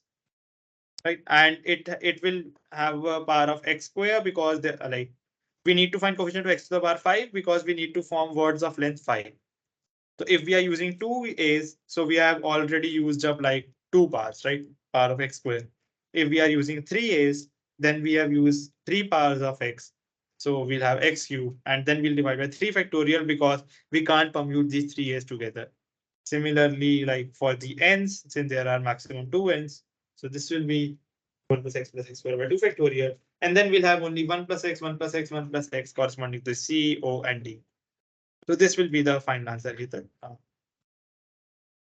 I hope you understand why will this be the case.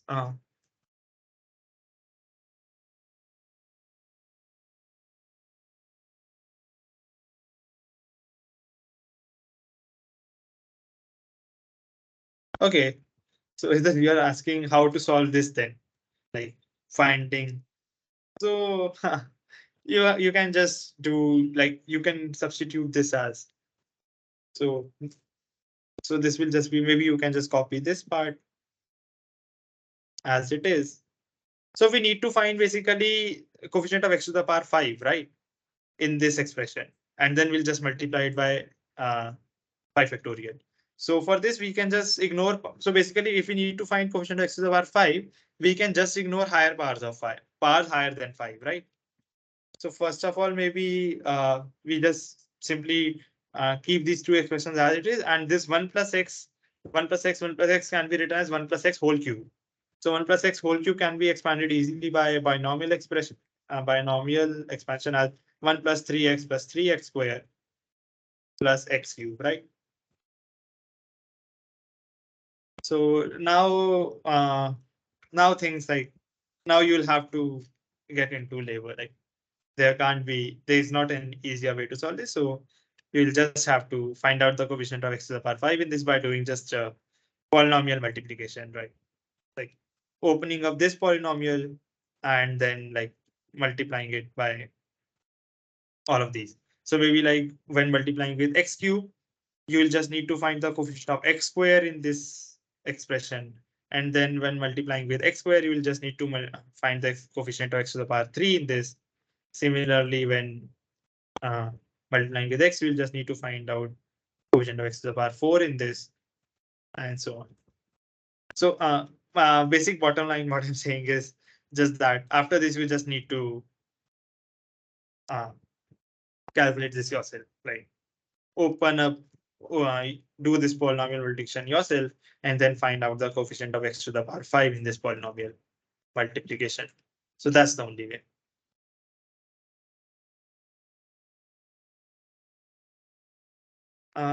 Using permutations, Hetal, I think this formula is also based on permutation itself, right? Because the formula for this formula already assumes, like, suppose you're using 2 ways, then you will need to divide by 2 factorial, and this 5 factorial also comes from permutation.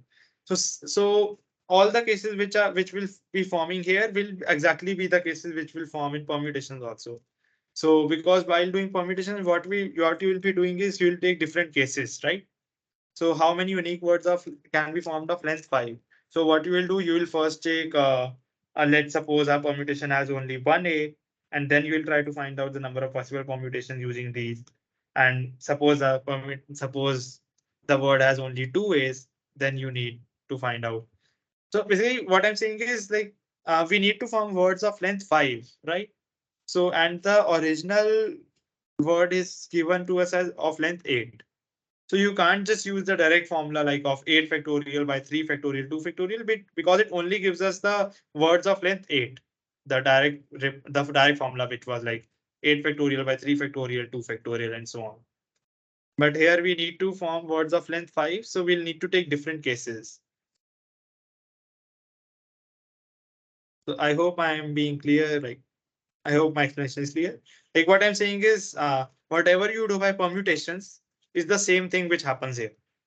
Like, this generating function approach is based on permutation itself. It's not some different black magic. It's the same thing as permutation. So whatever calculations you need to do in this approach will be the exact calculations you need to do in permutation approach also. One advantage of using this type of thing is you don't need to make every case, because while doing permutation, like listing out all the cases yourself, you might miss something. But when you're written explicitly in form of polynomials, like, you are sure you will not miss any term. You just need to ensure your calculations are correct. So yeah.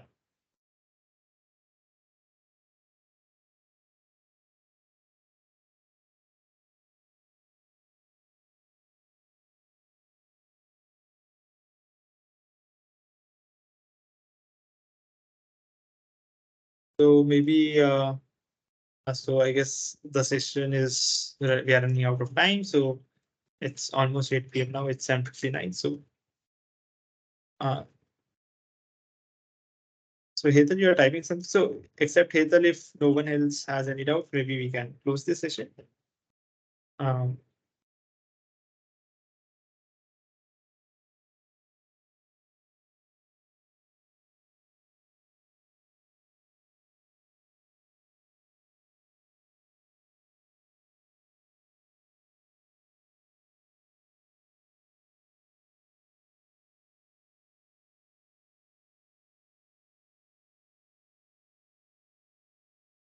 Okay, how does order, Hetal is saying, how does order of letter is taken care of here?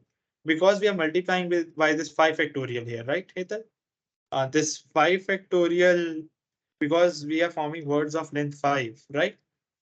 So there will be 5 words, so we'll need to multiply these to make these orderings at 5 factorial, right?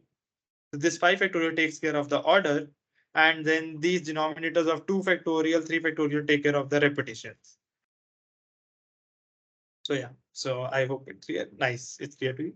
So I guess we are out of time. So it's 8 p.m. right now. So I guess we should close this session. So if you guys have any further doubts, maybe we can, we can take this in the next session. Like, so a reminder again, like, we'll be having another session today from like 9 to 10 p.m. In that session, I'll try to summarize from every week everything which we have covered. So yeah, do try to be present in that session also, because it will sort of act as a reminder to you guys what sort of theorems we covered. And maybe we can take up some more remaining doubts if you guys have in the next session. Okay, so Hetal has one more doubt, so maybe I'll just answer it here. So can we say we get combinations result without multiplication? Okay, so Hetal, actually, without multiplying 5 factorial, what you will be getting is uh, not combination, you will just be getting, let's say, fractions, right? Because these all are 1 by 2 factorial, 1 by 3 factorial, and everything is a fraction. So you'll just be getting a fraction. It won't be meaningful. So here, like, if you're talking about combinations so what do you mean by combinations? First of all, combination just means like picking some elements, right? So from words of Anaconda, how many unique elements can you pick of length 5? Right. So the question will then evolve to how many elements can we pick of length 5? If I'm being correct, right? So that will be nothing but something like which we have already discussed. So what we need to do is we can annotate one variable for all of these, like one x1 variable for A, x2 for N, x3 for C, x4 for like like there are these 5 alphabets, so we can have 5 variables x1 to x5, and this x1 variable will take the value of, let's say, 0, 1, 2, 3, which will denote how many A's have been taken. X2 will denote the number of N's which we have taken. X3 will denote number of C's which we have taken. X4 will denote number of O's. X5 will denote number of D's. And now we just need to find number of ways of finding such x1, x2, x3, x4, x5, such that x1 plus x2 plus x3 plus x4 plus x5 is equal to 5. So in combinations case, you can get it in that manner. Okay, cool. So I think it's clear to you. So, okay, guys. So I guess this rounds out all of our problem solving sessions. So yeah, so I guess I'll close this session and we'll meet again from 9 to 10 p.m. for the summary session. So yeah, guys, I'll just stop the recording and you can leave now. Thanks for attending, guys.